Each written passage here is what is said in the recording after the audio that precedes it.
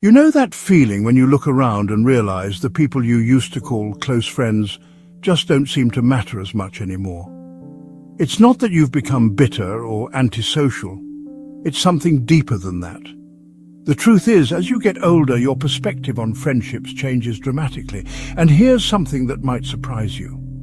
You really don't need friends after 70. Now, before you think this sounds harsh or lonely, hear me out. This isn't about cutting yourself off from the world or living like a hermit. This is about recognizing that the social pressures and expectations that once drove your relationships no longer have to control your life. In fact, letting go of unnecessary friendships might be one of the most liberating things you can do in your later years.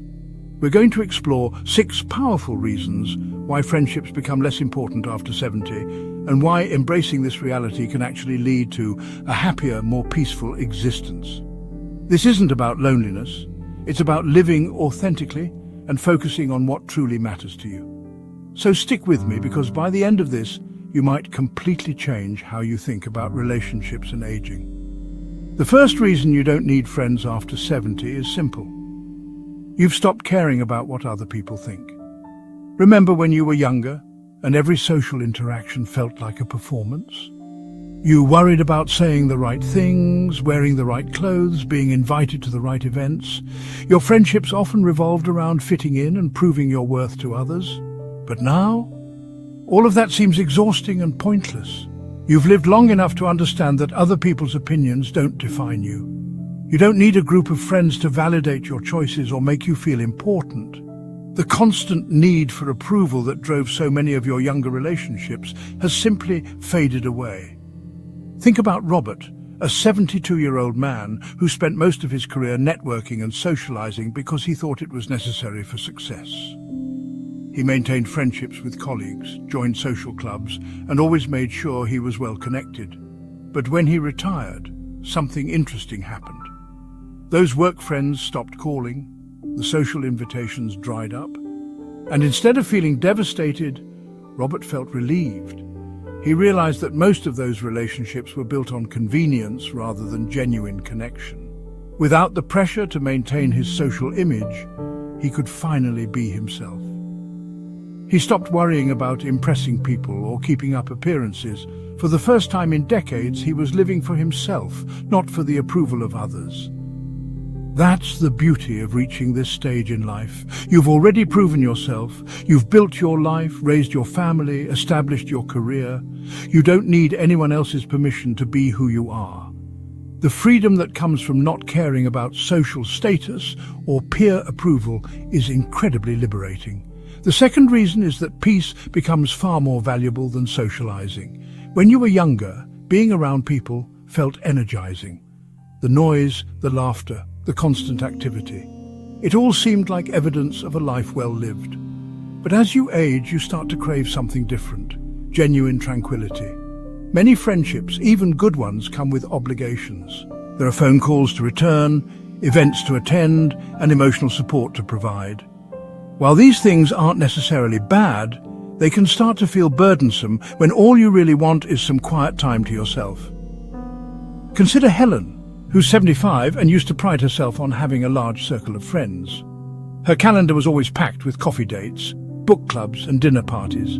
She thought staying socially active was the key to aging gracefully. But gradually she noticed that these interactions were draining rather than fulfilling. Conversations became repetitive, and many of her friends seemed more interested in complaining than connecting. One day, Helen decided to step back. She stopped accepting every invitation and began saying no without feeling guilty. Instead of filling her days with social obligations, she embraced the quiet. She took long walks, read books she'd been meaning to get to, and discovered the joy of her own company. The peace she found in solitude was deeper and more satisfying than any social gathering had ever been. This doesn't mean you have to become antisocial. It simply means recognizing that constant activity and noise aren't necessary for happiness. Sometimes the most fulfilling moments are the quiet ones, and you don't need anyone else around to enjoy them. The third reason fewer friendships mean fewer disappointments. By the time you reach 70, you've experienced enough relationships to know that people aren't always reliable. You've had friends who disappeared when you needed them most, relationships that turned out to be one-sided, and connections that faded for no apparent reason. Every friendship comes with expectations. You expect people to remember your birthday, to check in when you're going through a tough time, to reciprocate the effort you put into the relationship. But what happens when those expectations aren't met? Disappointment, hurt feelings, and sometimes genuine heartbreak. At this stage in life, why subject yourself to that kind of emotional roller coaster? Take David, who spent years maintaining friendships with people from his past. He was always the one reaching out, organizing get-togethers, and making an effort to stay connected. But he noticed that the effort was rarely returned. When he stopped initiating contact, many of these friendships simply disappeared. At first, David felt hurt and confused. Had he done something wrong? Why didn't these people seem to care about maintaining the relationship? But then he realized something important. He hadn't lost real friends because they weren't real friends to begin with. They were habit relationships, connections he maintained out of obligation rather than genuine affection. Once he let go of these disappointing relationships, he felt lighter. He no longer had to deal with the frustration of unmet expectations or the hurt of one-sided friendships. Instead, he could focus on the few relationships that truly mattered, the ones that required no effort to maintain because they were built on mutual respect and genuine care. The fourth reason is that your time becomes incredibly precious. When you're younger, time feels infinite. You can afford to spend hours on phone calls that go nowhere, attend events you don't enjoy, or maintain relationships out of habit. But as you age, you become acutely aware that time is your most valuable resource. Every hour you spend on a friendship that doesn't bring you joy is an hour you can't get back. Every obligation you fulfill out of duty rather than desire is time taken away from things that actually matter to you. At 70 and beyond, you have the right to be selective about how you spend your time. Consider Patricia, who used to have a packed social calendar. She attended every book club meeting, went to every neighborhood gathering, and made time for friends who always seemed to need her advice. But one day, as she sat through another lunch filled with gossip and complaints, she had an epiphany. This wasn't how she wanted to spend her remaining years. Patricia began declining invitations that didn't excite her. She stopped feeling obligated to be available for every friend's crisis. Instead, she used that time for things that brought her genuine pleasure: gardening, painting, and quiet moments of reflection. She discovered that she enjoyed her own company more than she enjoyed most social interactions. The key is recognizing that your time belongs to you. You've earned the right to spend it however you choose. If maintaining certain friendships feels like work rather than pleasure, you have permission to step back. Your time is too valuable to waste on relationships that don't enhance your life. The fifth reason is that true companionship comes from within. One of the biggest myths about aging is that you need a large social circle to be happy. But the reality is that the most important relationship you can have is the one with yourself. By 70, you've spent decades learning who you are, what you value, and what brings you peace. Many people spend their entire lives seeking validation and companionship from others, never realizing that they already have everything they need within themselves. When you're comfortable with your own thoughts, your own company, and your own choices, you don't need external validation to feel complete. Think about Susan, a 74-year-old woman who used to believe that being alone meant being lonely. She filled her days with social activities, always surrounded by people, always busy.